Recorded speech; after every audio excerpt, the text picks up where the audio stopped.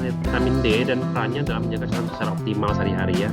Oke, jadi secara garis besar vitamin D itu didapatkan dari dua sistem yaitu eksogen dan endogen.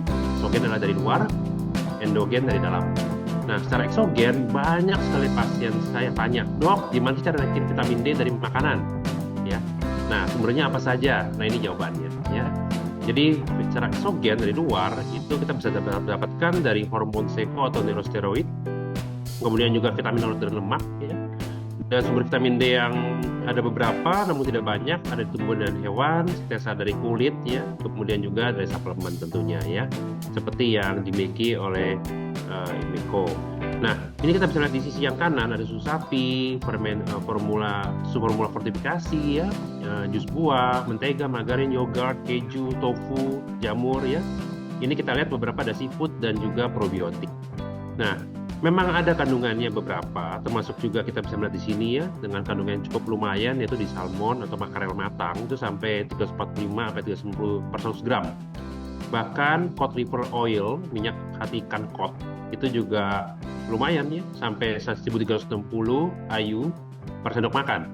Nah, namun tentunya bervariasi dan tidak semua juga kita bisa makan tiap hari seperti ini ya, seperti jamur shiitake sampai 1.500 lebih. Nah, maka dari itu dibuat bentuk suplemen kapsul. Ya. Secara endogen, sebenarnya tubuh kita itu mensintesa atau memetabolisme dan membuat. Namun, ada syaratnya, harus mendapatkan UV atau ultraviolet B dari matahari. Jadi, kita bisa mendapatkan vitamin D secara endogen jika kita terpapar oleh sinar matahari, khususnya adalah UVB. Ya, jadi ada UVA, UVB, UVC, dan beberapa yang tidak bagus untuk kulit. Tapi UVB ini yang memang sebagai sumber utama untuk pembentukan sintesa vitamin D. Dia mengubah beberapa hormon yang setelah melewati barrier kulit, dia akan mengubah seperti hormon dihidrokolesterol menjadi vitamin D3, kemudian menjadi vitamin D3 atau kita sebutkan adalah kolekalsiferol. Nah, kemudian di hati akan dimetabolisme lagi menjadi kalsidiol atau 25OH vitamin D yang merupakan marker dari lab darah. Jadi kalau ditanya, dok, lab darah itu lab yang mana sih kalau kita cek vitamin D? Itu jawabannya adalah kalsidiol. Nah, kemudian dari kalsidiol akan dimetabolisme lagi di ginjal ya oleh enzim 1 alfa hidroksilase kemudian berubah menjadi kalsitriol. Nah, kita tahu juga, oh ada tuh tabletnya kalsitriol ya, dan saya juga sering pakai untuk pasien. Nah, itu adalah metabolit aktif dari vitamin D ya, dari ya dibilang ya the final product ya of vitamin D. Jadi biological aktifnya justru di kalsitriol gitu. Nah, kalau pasien ada gangguan hati, ada gangguan ginjal, tentu proses ini bermasalah. Makanya kenapa banyak sekali pasien-pasien saya yang sirosis hati maupun gangguan ginjal ya itu bermasalah sekali vitamin D-nya dan susah naik gitu. Jadi itulah pembentukan terganggu. Jadi kita membutuhkan dari eksogen ya dari luar. Nah, sebenarnya memang vitamin D3 atau kolekalsiferol itu terbukti yang biomarker yang paling stabil. Ada D2 ya, ergokalsiferol tapi tidak begitu stabil. Beriring dengan waktu dia menurun. Maka dari itu orang-orang laboratorium ya atau dokter kita menggunakan parameter dari D3 atau kolekalsiferol ya. Nah, dari WHO sendiri fungsi vitamin D sangat banyak sekali dari fungsi klasik yaitu metabolisme tulang sampai non klasik yang sekarang sangat banyak sekali penelitian-penelitian ya sejak zaman pandemi COVID. Bahkan sekarang banyak dipakai gunakan oleh pasien-pasien kanker maupun autoimun dan metabolik. Nanti kita bahas sedikit ya. Jadi banyak sekali gen-gen reseptor ya atau reseptor genetik yang tersebar luas di dalam tubuh kita ya, vitamin D reseptor atau VDR dan itu sangat bergantung sekali pada kadar vitamin D dalam tubuh kita untuk mereka memberikan respon yang baik ya untuk bekerja dengan baik sistemnya.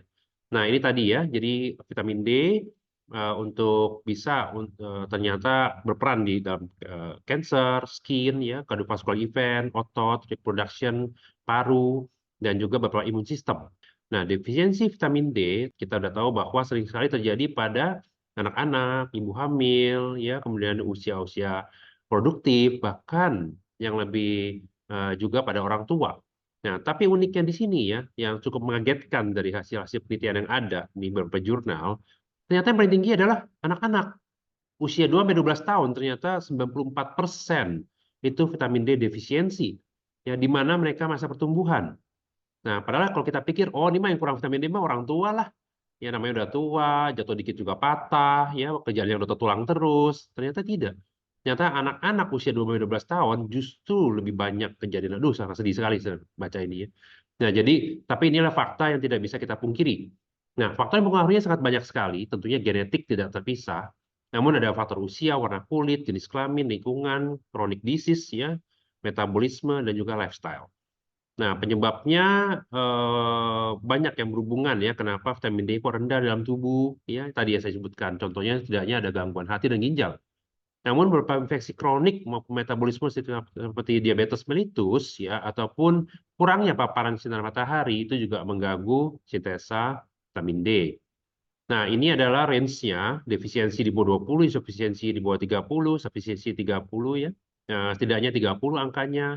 Dan potensi toksik itu dikatakan di atas 100. Sekarang sudah banyak beberapa literatur yang berubah ya. Bahkan dikatakan toksik itu adalah di atas 200, bukan di atas 100 ya. Jadi ya kita ikuti saja perkembangannya. Tapi betul, optimal itu adalah di atas 50 sama dengan ya. Jadi pasien saya targetkan 50 sampai 80. Itu target pasien-pasien saya.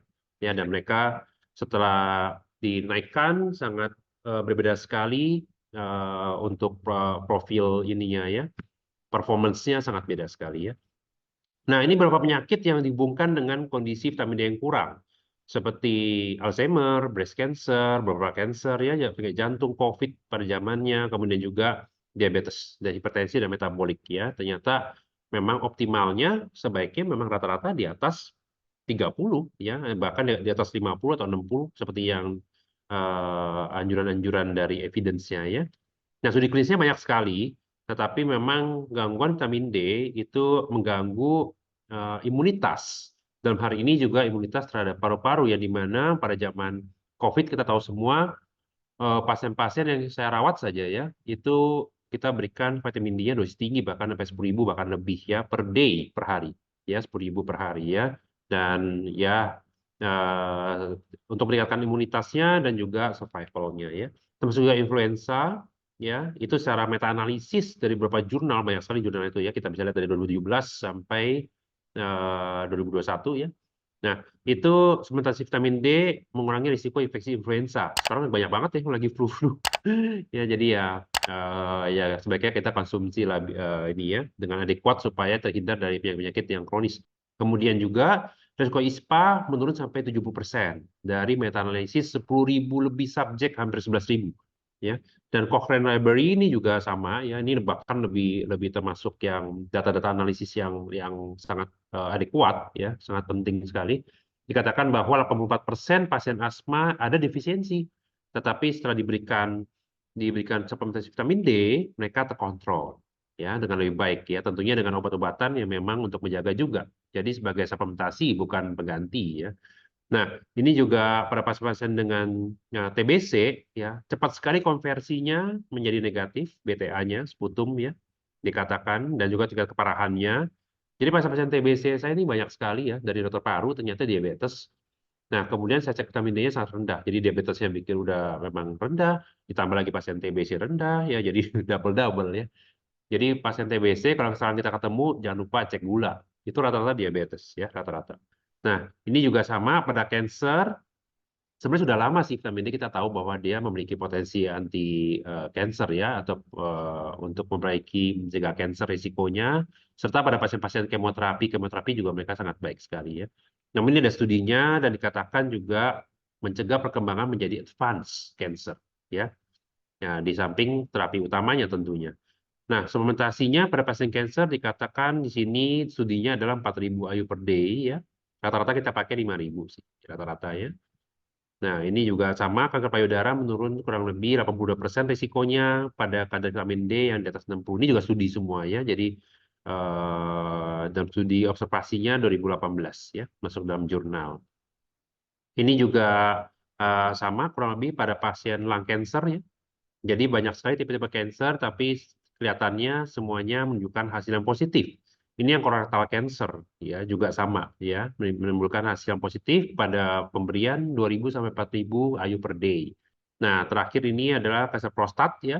Ini juga sangat baik juga ya untuk menurunkan risiko kematian, juga perlindungan ya terhadap terapinya. Nah ini pada pasien Alzheimer sekarang udah banyak ya pasien-pasien tua yang gampang pikun, lupa ya dan sebagainya ya. Nah jadi low vitamin D serum, nah mungkin kita sudah mulai periksa ya siapa yang kurang ya. Karena kalau kurang ternyata dihubungkan dengan Alzheimer nih, ya jadi gawat nih kalau lupa-lupa ya. Ya, jadi setidaknya kita jangan punya vitamin D yang rendah supaya kita tidak mudah terkena penyakit penyakit Alzheimer ya. Nah, ini juga terhadap replikasi virus hepatitis B, terhadap virus intinya ya, infeksi kronik karena sifatnya menekan inflamasi ya, maka dari itu dia juga bisa meningkatkan antibodi ya, sel limfosit, natural killer dan sebagainya. Nah, ini pasien-pasien terhadap yang ini ya, masalah sperma ya, infertilitas maksudnya ya. Nah, ternyata ada juga nih studinya ya, kurang lebih pada 180 pria normal dan 120 infertil. Dia bilang vitamin D itu keadaannya berhubungan dengan kuantitas ya dan kualitas dari sperma ya. Jadi bisa ada harapan juga ya untuk memperbaiki quality and quantity dari sperm ya untuk pasien-pasien yang mau program ya, terutama di sisi yang laki ya di sini ya.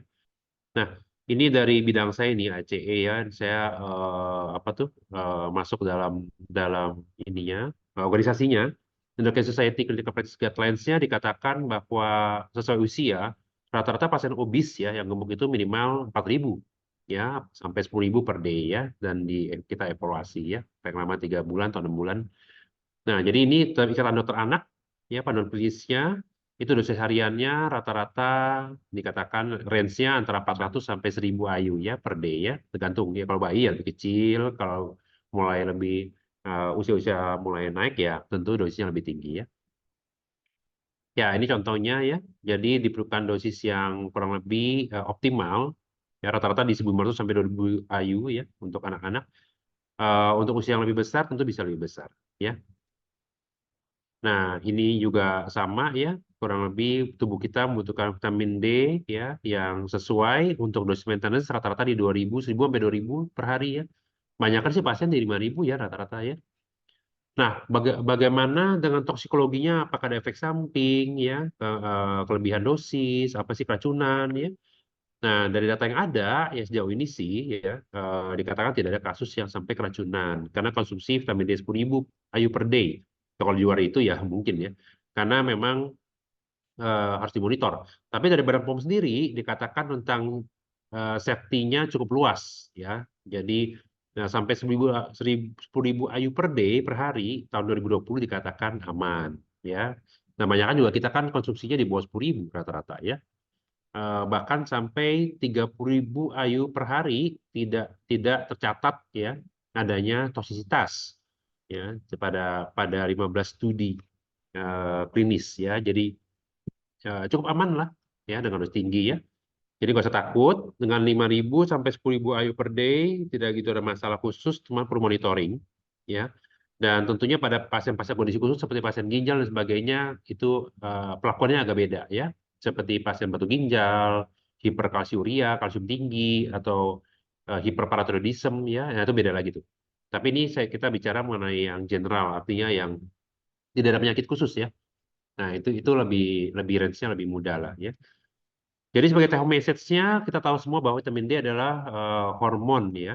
Hormon yang memang penting sekali ya. Setosteroid yang reseptornya banyak sekali di seluruh tubuh. Kemudian juga memang memberikan metabolisme ya yang signifikan. Dosis recommended-nya adalah antara 5.000 sampai 10.000 IU per day di luar dari penyakit-penyakit yang saya sebutkan tadi ya. Untuk maintenance-nya bisa 2.000 sampai 4.000 IU per day juga tidak ada masalah. Kemudian juga tergantung kondisi tentunya anak-anak lebih rendah, dewasa mungkin lebih tinggi ya, dan kasus yang infeksi berat tentu lebih tinggi juga atau cancer bahkan. Nah, kemudian varian dosisnya ada 1.000, 2.000, 4.000, 5.000 bahkan yang drops ya. Tadi Pak Markus sudah sebutkan. Jadi silakan kita gunakan sesuai dengan indikasinya. Ya, diusahakan tujuannya untuk menjaga kesehatan dan mencegah berbagai penyakit yang ada.